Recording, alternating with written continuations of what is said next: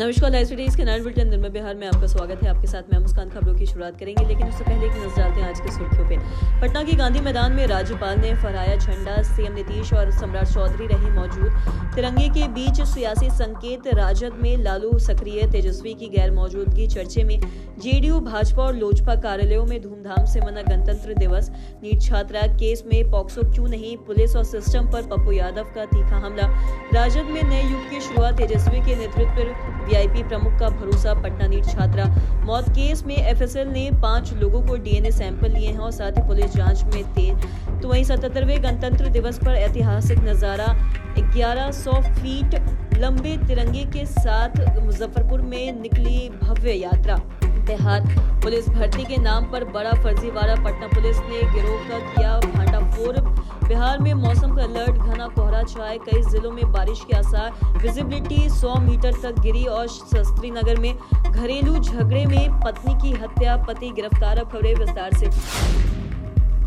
77वें गणतंत्र दिवस समारोह पर पूरे हौसोल्लास और साथ ही भव्यता के साथ मनाया गया है। बता दें कि बिहार के राज्यपाल आरिफ मोहम्मद खान ने राष्ट्रीय ध्वज फहराया और परेड की सलामी ली और साथ ही राज्य की जनता को संबोधित भी किया है। उन्होंने बिहार वासियों सहित पूरे देश को गणतंत्र दिवस की शुभकामनाएं दी हैं और स्वतंत्रता संग्राम के सेनानियों व शहीदों को नमन भी किया है। और साथ ही समारोह में मुख्यमंत्री नीतीश कुमार और उप मुख्यमंत्री सम्राट चौधरी विशेष रूप से मौजूद रहे और इस अवसर पर राज्य सरकार की विकास योजनाओं की झलक झांकियों के माध्यम से दिखाई गई है। और साथ ही बता दें कि जीविका दीदियों के विशेष झांकी ने महिला सशक्तिकरण और रोजगार के क्षेत्र में बिहार की उपलब्धियों को दर्शाया, जबकि ऊर्जा विभाग की झांकी ने राज्य में 24/7 विजिबिलिटी आपूर्ति की सफलता को भी रेखांकित किया है। और साथ ही गणतंत्र दिवस समारोह में आकर्षक परेड, सांस्कृतिक कार्यक्रम और झांकियों ने उपस्थित जन समूह और साथ ही मंत्रमुग्ध कर दिया है। बता दें कि कार्यक्रम के माध्यम से बिहार के विकास, सुशासन और साथ ही आत्मनिर्भरता की तस्वीर सामने आई है।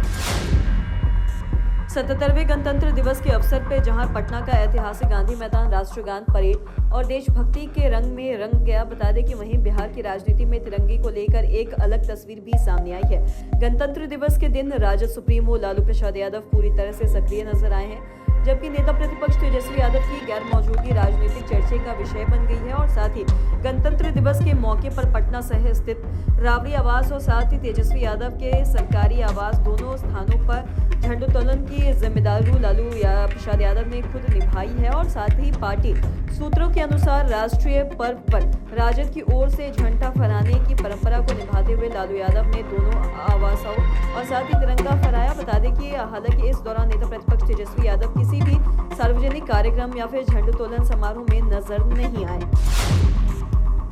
देश भर के साथ साथ राजधानी पटना में भी 77वें गणतंत्र दिवस पूरे उत्साह और देशभक्ति के माहौल में मनाया गया है। इस अवसर पर राजनीतिक दलों के प्रदेश कार्यालयों में झंडोत्तोलन का राष्ट्रीय पर्व को सम्मान दिया गया और साथ ही जनता दल यूनाइटेड के प्रदेश कार्यालय में जेडीयू प्रदेश अध्यक्ष उमेश कुशवाहा ने ध्वजारोहण कर तिरंगे को सलामी भी दी है। और साथ ही उन्होंने कार्यकर्ताओं को गणतंत्र दिवस की शुभकामना देते हुए संविधान और लोकतांत्रिक मूल्यों के प्रति प्रतिबद्धता जताई है। साथ ही राजधानी स्थित भाजपा प्रदेश कार्यालय में भी गणतंत्र दिवस समारोह आयोजित किया गया और साथ ही प्रदेश अध्यक्ष संजय सरावगी और साथ ही उप मुख्यमंत्री सम्राट चौधरी ने संयुक्त रूप से राष्ट्रीय ध्वज फहराया। और इस मौके पर भाजपा के कई वरिष्ठ नेता, पदाधिकारी और कार्यकर्ता भी वहां मौजूद रहे। और साथ ही ध्वजारोहण के बाद नेताओं ने देश और प्रदेशवासियों को शुभकामनाएं भी दी। पटना के शंभू गर्ल्स हॉस्टल में रहकर नीट की तैयारी कर रही छात्रा की मौत के मामले में पूर्णिया से सांसद पप्पू यादव लगातार सरकार और प्रशासन पर हमलावर हैं। उन्होंने इस प्रकरण में न्याय की मांग को और तेज कर दिया है। और साथ ही पप्पू यादव ने उप मुख्यमंत्री सम्राट चौधरी से आग्रह किया है कि मामले से जुड़े डॉक्टर को भी तत्काल गिरफ्तार किया जाए। और साथ ही उन्होंने सवाल उठाया है कि अगर मामले की निगरानी खुद डीजीपी स्तर से की जा रही थी तो अब तक किसी ठोस नतीजे तक जांच क्यों नहीं पहुंची। सांसद ने पुलिस की कार्यप्रणाली पर भी गंभीर आरोप लगाते हुए ये कहा है कि पुलिस किसी नेता को बचाने में लगी हुई है। उन्होंने ये भी कहा है कि जब तक आरोपियों पर कड़ी धाराएं नहीं लगेंगी, जिम्मेदारियां लोगों को गिरफ्तार नहीं किया जाएगा, तब तक पीड़ित परिवार को न्याय नहीं मिल सकता है। और साथ ही पप्पू यादव ने दोहराया है कि इतने संवेदनशील मामले में पॉक्सो एक्ट न लगाए जाने में भी कई सवाल खड़े करता है। और साथ ही उन्होंने डॉक्टर्स, प्रशासन और पुलिस की भी भूमिका की निष्पक्ष जांच की भी मांग की है। राष्ट्रीय जनता दल के राष्ट्रीय कार्यकारिणी की बैठक में तेजस्वी यादव को पार्टी का राष्ट्रीय कार्यकारी अध्यक्ष बनाए जाने का विकासशील इंसान पार्टी वीआईपी के संस्थापक और साथ ही बिहार के पूर्व मंत्री मुकेश सहनी ने खुशी जताई है। उन्होंने इस फैसले को सही और साथ ही सम्मानजनक बताते हुए तेजस्वी यादव को बधाई दी है और मुकेश सहनी ने ये भी कहा है कि तेजस्वी यादव का कार्यकारी अध्यक्ष बनना राजद में एक नए युग की शुरुआत है। उन्होंने ये भी कहा है कि राजद के राष्ट्रीय अध्यक्ष लालू यादव की तबियत खराब रहने के कारण हाल ही के दिनों में उनकी राजनीतिक सक्रियता सीमित रह गई है और साथ ही ऐसे में यह निर्णय जरूरी था और वीआईपी प्रमुख के विश्वास जताया है कि लालू यादव की राजनीतिक प्रेरणा और तेजस्वी यादव की युवा सोच के समन्वय से राजद आने वाले समय में सफलता के शिखर तक पहुंचेगी। और उन्होंने ये भी कहा है कि बिहार विधानसभा चुनाव में जो जनादेश मिला है उसे स्वीकार करते हुए अब सभी सहयोगी दलों को बिहार की बेहतरी के लिए एकजुट होकर आगे की लड़ाई लड़नी होगी।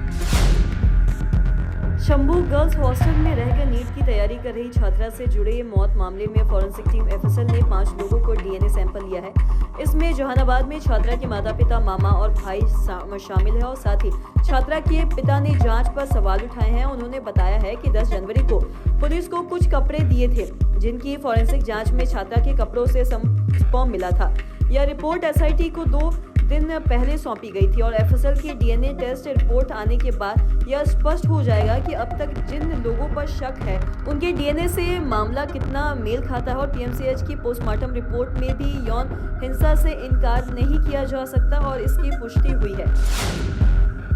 77वें गणतंत्र दिवस पर मुजफ्फरपुर शहर देशभक्ति के रंग में पूरी तरह से रंग गया। बता दें कि जिले के युवाओं द्वारा 1100 फीट लंबा विशाल तिरंगा लेकर भव्य तिरंगा यात्रा निकाली गई और जिसने पूरे शहर को राष्ट्रीय भक्ति के माहौल से भर दिया। यात्रा को देखने के लिए हजारों लोग सड़कों पे उमड़ गए और साथ ही आपको बता दें कि तिरंगा यात्रा की शुरुआत रामगढ़ चौक से हुई थी और साथ ही ये सरायगंज टावर, पंकजगंज मार्केट, छाता बाजार, पुरानी बाजार चौक, साहू रोड, छोटी कल्याणी चौक, मोती झील और कंपनी बाग होते हुए पुनः रामगढ़ चौक पर आकर संपन्न हुई है। और पूरे रास्ते वंदे भारत, वंदे मातरम और भारत माता की जय के नारे से वातावरण गूंजता रहा। यात्रा के दौरान लोगों ने जगह जगह से फूल बरसाकर युवाओं का उत्साह बढ़ाया और आयोजन का मुख्य आकर्षण 1100 फीट लंबा तिरंगा रहा जिसके सैकड़ों युवाओं ने पूरे सम्मान और गर्व के साथ संभाला। बिहार पुलिस भर्ती के नाम पर फर्जीवाड़ा कर अभ्यर्थियों से लाखों रुपए की ठगी करने से वाले गिरोह का पटना पुलिस ने भंडाफोड़ किया है। बता दें कि इस कार्रवाई में पुलिस ने 2 अभियुक्तों को गिरफ्तार किया है और मामला रुपसपुर थाना क्षेत्र से जुड़ा हुआ है।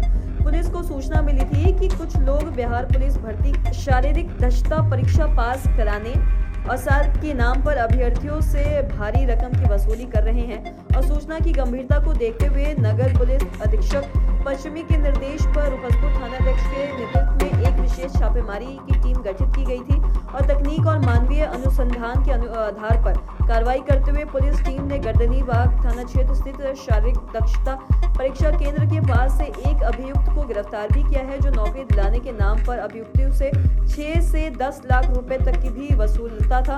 और गिरफ्तार अभियुक्त की निशानदेही पर सुल्तानगंज थाना क्षेत्र में उसके किराए के कमरे से एक गेट पास, 5 मोहरे, 10 प्रवेश पत्र और 82 शैक्षणिक प्रमाण पत्र, 23 ब्लैंक चेक और 3 मोबाइल फोन, 11 एग्रीमेंट पेपर बरामद किए गए थे। और जांच में ये भी सामने आया है कि भर्ती प्रक्रिया में इस्तेमाल होने वाली नकली मोहरे पुनाईचक स्थित एक दुकान से बनाई जाती थी।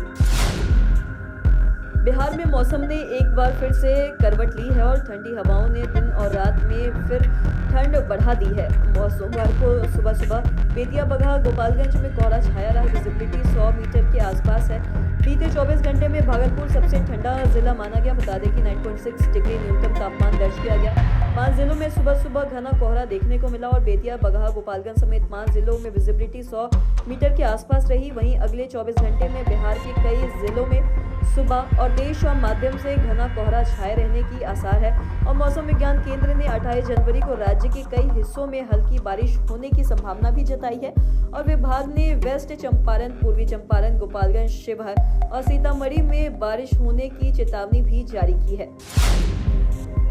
पटना शास्त्रीनगर थाना क्षेत्र में घरेलू विवाद के दौरान एक महिला की हत्या किए जाने का मामला सामने आया है। बता दें कि घटना की सूचना मिलते ही पुलिस ने त्वरित कार्रवाई करते हुए विशेष टीम का का भी गठन किया है और साथ ही आरोपी पति को गिरफ्तार भी कर लिया गया है और पुलिस ने अनुसार तकनीकी और मानवीय अनुसंधान के आधार पर छापेमारी कर घटना में संलिप्त एक अभियुक्त को पकड़ा गया और साथ ही पूछताछ और जांच में यह स्पष्ट हुआ है कि मृतका और उसके पति के बीच घरेलू विवाद हुआ था, जो देखते देखते हिंसक के रूप में तब्दील हो गया और इसी दौरान आरोपी पति ने सिलवट से वार कर पत्नी की हत्या कर दी और साथ ही पुलिस ने हत्या में प्रयुक्त सिलवट को विधिवत जब्त कर लिया और मामले में आगे की विधि सम्मत कार्रवाई भी की जा रही है। और इस संबंध में नगर पुलिस अधीक्षक मध्य पटना सुश्री दीक्षा ने प्रेस को जानकारी देते हुए ये भी बताया है कि आरोपी को गिरफ्तार कर लिया गया है और मामले की गहन जांच में जुटी हुई है। तो आज के इस वीडियो में इतना ही। अगर आपने चैनल को सब्सक्राइब नहीं किया तो तुरंत कर ले, साथ ही हमारे फेसबुक पेज को लाइक करें। वीडियो देखने के लिए आपका धन्यवाद।